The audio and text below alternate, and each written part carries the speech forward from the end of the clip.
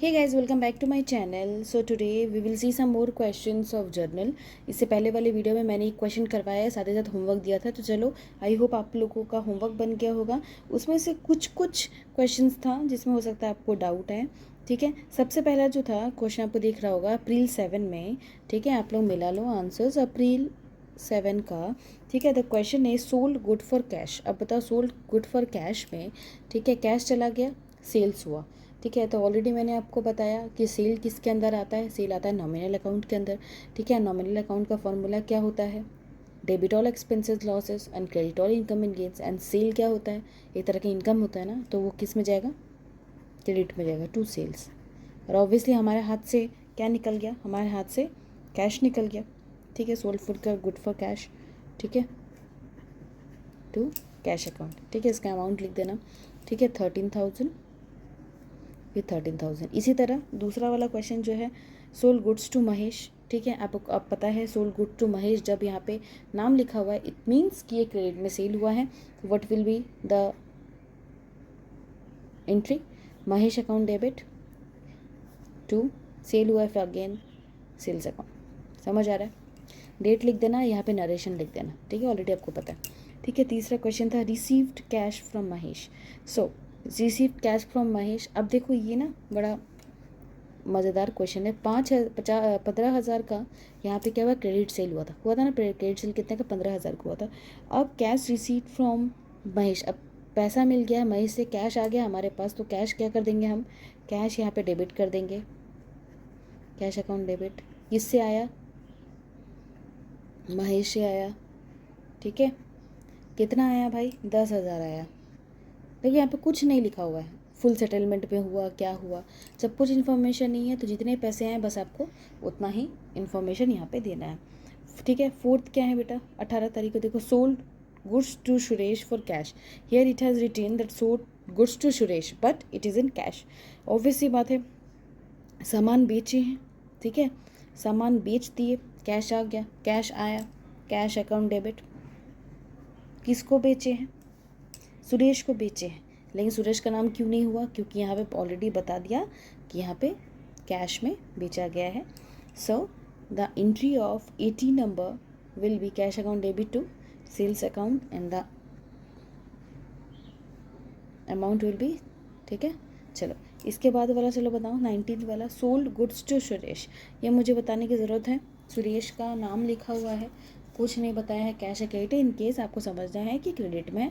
चलो एंट्री क्या होगा? सेम ऐसा ही एंट्री होगा. क्या होगा? Suresh account debit to sales account. में लिख नहीं रही क्योंकि आपको ऑलरेडी पता है. चलो 24 नंबर देखो, मिलाओ मैच करो. Withdraw cash from office for personal use. Already मैं चैप्टर 2 में जब बेसिक अकाउंटिंग टर्म्स पढ़ा रही थी तो उसमें मैंने आपको बताया था कि जब भी पर्सनल यूज़ के लिए सामान खरीदेंगे, ठीक है, सामान खरीदेंगे नहीं, जब भी पर्सनल यूज़ के लिए हम कैश विड्रॉ करते हैं ऑफिस से, ठीक है, मतलब ऑर्गेनाइजेशन से कैश विड्रॉ करें, ठीक है, अपने यूज़ के लिए, मतलब ओनर करता है अपने यूज़ के लिए, उसको ड्राइंग बोलते हैं. ठीक है, और आपको फॉर्मूला याद होना चाहिए. ठीक है, ड्राइंग किसके अंदर आएगा बताओ? सोचो, ड्राइंग किसके अंदर आएगा? ड्राइंग कौन से अकाउंट में आता है? पर्सनल अकाउंट पे ड्राइंग आता है, क्योंकि वो किसी पर्सन ने उठाया है ना. ठीक है, तो उसका फॉर्मूला क्या होता है? Debit the receiver, credit the giver. तो ऑब्वियसली यहाँ पे क्या हो जाएगा? Drawing will be debited. Drawing account debit. क्या चला गया? कैश चला गया. ठीक है, अमाउंट लिख देना. फिर पेड वेजेस है, पेड सैलरी टू गोपाल है. ठीक है, पेड वेजेस में क्या किया? Wages account debit to cash account. सही क्या? ठीक है, 30 में पेड वेजेस टू गोपाल. देखो अब एक चीज़ समझो, जब यहाँ पे लिखा हुआ पेड सैलरी टू गोपाल लिखा हुआ है ना 30 नंबर पे. ठीक है, जब सैलरी टू गोपाल ऑब्वियसली हम पैसा पे किए. ठीक है, हम क्रेडिट में तो उसको पे कुछ कर नहीं सकते. उस केस में गोपाल का नाम यहाँ पे कुछ नहीं हो सकता, गोपाल ऐसे ही लिखा हुआ है. The answer will be what? Answer will be salary account debit to cash account. ठीक है, समझ आ रहा है? अब रिसीव्ड कमीशन आप सोचो, debit all expenses and loss and credit और इनकम एंड गेन्स. ठीक है, तो कमीशन हमारा क्या है? कमीशन रिसीव्ड हमारा एक तरह का इनकम है, तो इट विल बी क्रेडिटेड. जब वो क्रेडिट होगा तो क्या आ रहा है हमारे पास? पैसा आ रहा है, तो cash account debit to commission received account. समझ आया? कोई डाउट है? चलो मतलब अब थोड़ा नेक्स्ट क्वेश्चन देखते हैं. चलो, तो आपको अभी क्वेश्चन दिख रहा होगा and this is question number 3 and the question starts like that this is the journal of Vishal Bros. Okay ठीक है, चलो अब जो है बेटा मे 1 में सबसे पहले आपको मे 1 लिखना है। ठीक है, देखो कुछ भी मिस करोगे the teacher will cut you marks. Okay चलो, फर्स्ट है commences business with cash. Business start हो रहा है कैश से, सिंपल है, इसका एक ही एंट्री होता है। ठीक है, क्या कैश अकाउंट डेबिट, कैश आया cash account debit to capital account credit. क्यों हुआ? क्योंकि वो बाद में रिटर्न करना होता है। ठीक है, the amount will be what 5 lakh. यहाँ आपको लिखना होगा नीचे, सिंपल लिखना होगा amount brought by Vishal and Bros S capital.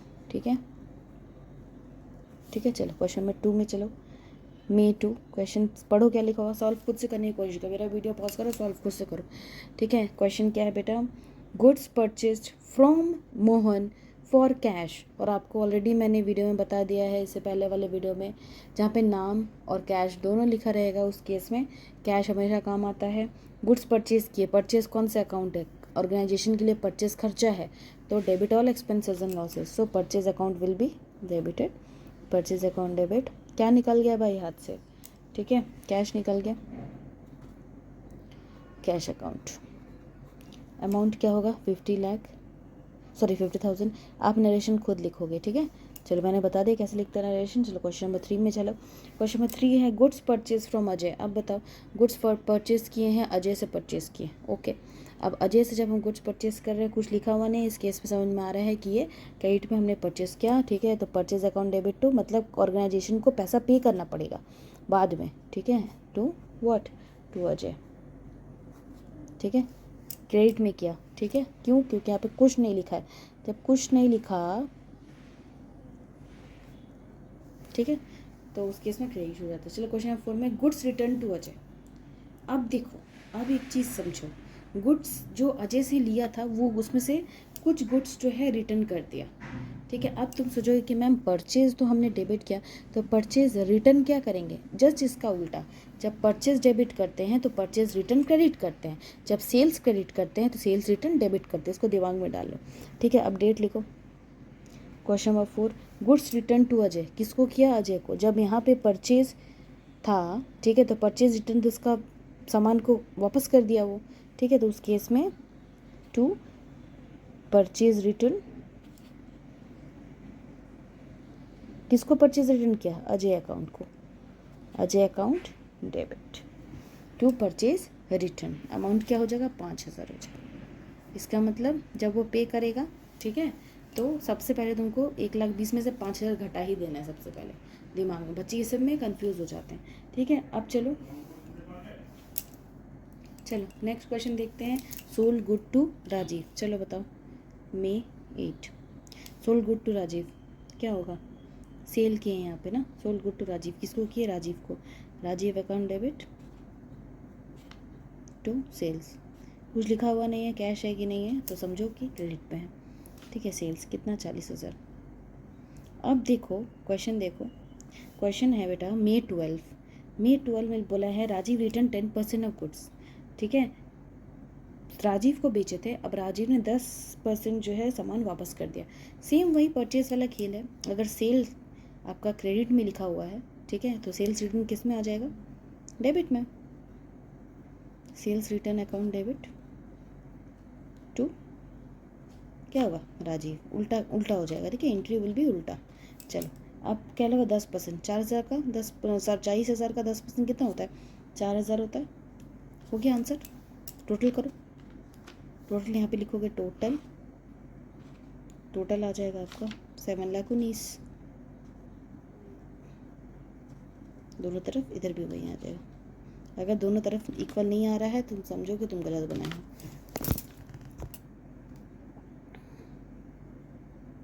समझ में आया? चलो, तो अब हम लोग एक बहुत ज़्यादा ही इम्पोर्टेंट टॉपिक देखने वाले हैं। ठीक है, देखो धीरे धीरे जर्नल टफ होता जाएगा, अलग अलग टॉपिक्स इसमें घुसती जाएंगी। जितना इजी वे में मैंने स्टार्ट किया था, धीरे धीरे दैट विल गेट टफर। ठीक है, चलो, तो अब जो आपका नेक्स्ट टॉपिक है बेटा, डिस्काउंट। बहुत इंपॉर्टेंट टॉपिक है। आपसे बिल्कुल गलत होगा अगर आप नहीं समझोगे तो। आप दिमाग लगा के इसको सॉल्व नहीं कर सकते, क्योंकि इसको सॉल्व करने का तरीका होता है। ठीक है, डिस्काउंट क्या होता है? एक ऐसा वर्ड जिसको आप बहुत पसंद करते हो, अरे वाह डिस्काउंट मिला, फ्रिज खरीदने गए डिस्काउंट मिल गया।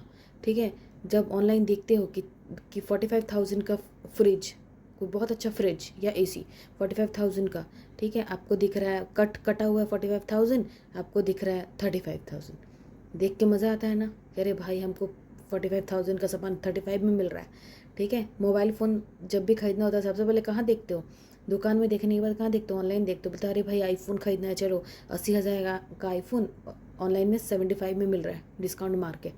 बोलते हो कि नहीं बोलते हो? बड़ा कॉमन वर्ड है डिस्काउंट। सो डिस्काउंट क्या होता है बेटा? अलाउंस माना छूट। ठीक है, allowance given by seller of goods out of the selling price, also called list price और कैटलॉग प्राइस। बड़ा सिंपल है, एक कोई प्राइस है जो कि मेन प्राइस है, उसमें से जब कोई डिस्काउंट, मतलब जब उस पैसे को कम किया जाता है और पेमेंट लिया जाता है। ठीक है, फॉर एग्जांपल 45,000 का सामान जो मैंने बताया 35,000, ठीक है, वैसा अगर कुछ होता है तो उस केस में उसको बोलते हैं डिस्काउंट। ठीक है, पता है आपको? सो बेटा डिस्काउंट आर ऑफ 2 टाइप्स। ठीक है, बहुत इंपॉर्टेंट है, बहुत ज़्यादा। This is VVI। Okay, so discount are of 2 types. The first one is trade discount and the second one is what? The second one is cash discount. Okay, चलो हम लोग देखते हैं ट्रेड डिस्काउंट, कैश डिस्काउंट। अब पहले आएगा trade, बाद में आएगा कैश डिस्काउंट। देखो सिंपल है, बड़ा सिंपल है। दिस डिस्काउंट, पर सबसे पहले देखिए trade discount. This discount is allowed by wholesaler और मैन्युफैक्चरर टू द रिटेलर। ठीक है, जब रिटेलर जो सामान बेचता है वो जब सामान बनाने वाले के पास जाता है, ठीक है, मतलब रिटेलर वो होता है जो सामान बेचता है कस्टमर्स को, ठीक है, और होलसेलर या मैन्युफैक्चरर वो होता है जो सामान बल्क में बेचता है। ठीक है, मतलब रिटेलर को बेचता है, ये ऑटोमेटिकली सामान बनाता है, ये बेचता है। ठीक है, कस्टमर को रिटेलर सामान बेचता है। सो ट्रेड डिस्काउंट क्या होता है? जब कोई रिटेलर मैन्युफैक्चरर से सामान खरीदता है ना, ठीक है, तो जो मैन्युफैक्चरर है ना उसको ना कुछ डिस्काउंट देता है। क्यों डिस्काउंट देता है? क्योंकि जो रिटेलर है वो एक साथ बल्क में सामान खरीद रहा है। किस में सामान खरीद रहा है बेटा? बल्क में सामान खरीद रहा है, बहुत सा सामान एक साथ खरीद रहा है। जब दुकानदार मैन्युफैक्चरर से एक साथ सामान खरीदेगा बहुत सारा, ठीक है, तो उस केस में ट्रेड डिस्काउंट दिया जाता है। किसको? दुकानदार को, रिटेलर को। ठीक है, कौन सा डिस्काउंट दिया जाता है? रिटेलर को। और एक चीज़ समझो कि जो ट्रेड डिस्काउंट है बेटा वो हम लोग बुक्स ऑफ अकाउंट्स में नहीं दिखाते। क्यों? क्योंकि ये डायरेक्टली कस्टमर से डील नहीं करता, कस्टमर से पेमेंट का डील नहीं करता, इसी की वजह से ट्रेड डिस्काउंट हम लोग नहीं दिखाते। अगर आपके क्वेश्चन में ट्रेड डिस्काउंट रहेगा और कैश डिस्काउंट भी रहेगा, उस केस में सबसे पहले आपको ट्रेड डिस्काउंट माइनस करना है। फॉर एग्जाम्पल 1 लाख का कोई सामान है, ठीक है, उसमें बोल दिया भाई 10% ट्रेड डिस्काउंट है, क्वेश्चन में बोल दिया, तो ऑटोमेटिकली 1 लाख का 10% कितना होता है? 10,000 होता है। ऑटोमेटिकली वो प्राइस 90 में ही आएगा। ठीक है, अब उसमें से बोलेगा कि 5% का कैश डिस्काउंट मिलेगा। ठीक है, जो कि मैं यहाँ बताऊँगी, तब इसमें से जाके तो माइनस करोगे। फर्स्ट में आपको ट्रेड डिस्काउंट ही माइनस करना है कहीं पे भी।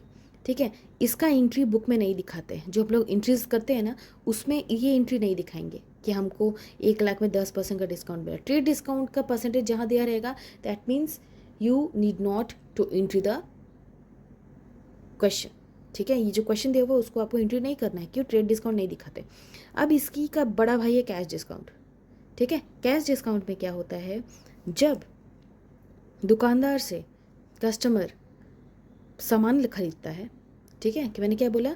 जब दुकानदार से कस्टमर सामान खरीदता है, हैवी अमाउंट का सामान खरीदता है, उस केस में अगर कस्टमर ने, ठीक है, ये बोला कि भैया मैं आपको अभी पेमेंट कर देता हूँ, तो मुझे कुछ फ़ायदा मिलेगा।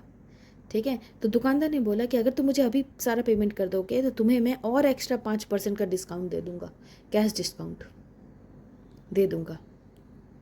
ठीक है, तो वो जो एक्स्ट्रा उसे 10% के ऊपर से 5% का डिस्काउंट मिला वो है कैश डिस्काउंट।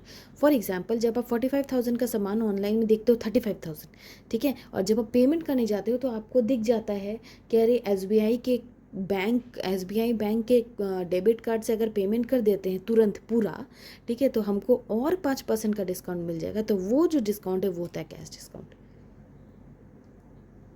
समझ आया? कि जब आपको डिस्काउंट के ऊपर भी डिस्काउंट मिलता है, क्यों? क्योंकि आप अर्ली पेमेंट करते हो, जल्दी पेमेंट करते हो। This discount is allowed for making prompt और अर्ली पेमेंट, ठीक है। इसीलिए इस डिस्काउंट को बुक ऑफ एंट्री में दिखाते हैं, इसको नहीं दिखाते, ठीक है। ये trade discount generally manufacturer retailer के बीच में होता है, जहाँ पे रिटेलर सामान खरीदता है बल्क में, किससे? मैन्युफैक्चरर से, ठीक है। और उस बदले ट्रेड डिस्काउंट मिलता है किसको? दुकानदार को। और कैश डिस्काउंट क्या होता है? कैश डिस्काउंट में दुकानदार से जब कोई सामान खरीदता है कोई भी कस्टमर, तो एक तो डिस्काउंट, फॉर एग्जांपल तुम समझो कि तुम गए एक शॉप में, ठीक है, एक इलेक्ट्रॉनिक के शॉप में, तुमने एक टीवी देखा, टीवी का प्राइस लिखा हुआ था 25,000, ठीक है, और वो कट के, ठीक है, टुडेज प्राइस 22,000 कर दिया, ठीक है। इसका मतलब ये प्राइस तो कटा हुआ है, प्राइस इतना था, ठीक है, पर टुडेज प्राइस इज 22,000। तो दिस जो यहाँ पे आपको 3,000 का फ़ायदा मिला, ठीक है, ये आपका है ट्रेड डिस्काउंट, जो कि हमको नहीं दिखाना है। जब आप पेमेंट करने गए तो वहाँ पे लिखा हुआ था कि भाई अगर आप EMI में लेंगे तब तो आपको ज़्यादा ही पड़ेगा, लेकिन अगर आप ये 22,000 पूरा पेमेंट कर देते हैं तो आपको और 500 का कैश डिस्काउंट मिलेगा। तो ये जो 500 का कैश डिस्काउंट मिला, ये है कैश डिस्काउंट, और इसको हम लोग एंट्री में दिखाते हैं, ठीक है। So this discount is allowed for making prompt और early payment, as the discount is allowed for at the time of making payment. Discount क्या है? हम लोग पेमेंट के टाइम पे हम लोग को मिलता है, जब हम पेमेंट करने जाते हैं ये वाला कैश डिस्काउंट, तब हमें पता चलता है कि ये कैश डिस्काउंट है, ठीक है। इसीलिए बेटा इसको दिखाते हैं। और अब तुम बताओ कि कैश का जो डिस्काउंट है वो कौन से अकाउंट के अंदर आता है? रियल अकाउंट, पर्सनल अकाउंट या नॉमिनल अकाउंट? सोचो। जब तुम एंट्री कर रहे थे तब तुम देख रहे थे कि ऑर्गेनाइजेशन जो है वो परचेज भी कर रहा है, सेल भी कर रहा है। तो अगर मान लो कि ऑर्गेनाइजेशन बेटा परचेज करती है कोई सामान, ऑर्गेनाइजेशन को भी तो सामान परचेज करना होगा ना कहीं से, ठीक है। तो बेटा जब वो परचेज करती है, जब एक कोई बिजनेस जो है सामान परचेज करती है और बिजनेस को मिलता है डिस्काउंट, उसको भी तो डिस्काउंट मिल सकता है, क्योंकि वो लार्ज अमाउंट में लार्ज सामान, बहुत ज़्यादा सामान खरीदती है ऑर्गेनाइजेशन। तो जब ऑर्गेनाइजेशन परचेज करती है तो उसको डिस्काउंट मिलता है, तो उसका होता है डिस्काउंट रिसीव होता है उसको, ठीक है। और जब सेल करती है तो बहुत सारे लोग ऐसे होते हैं कि भाई बड़ा अमाउंट अभी पेमेंट कर देंगे तो एक्स्ट्रा डिस्काउंट मिलेगा। उस केस में डिस्काउंट ऑर्गेनाइजेशन को देना पड़ता है, डिस्काउंट अलाउ करना पड़ता है।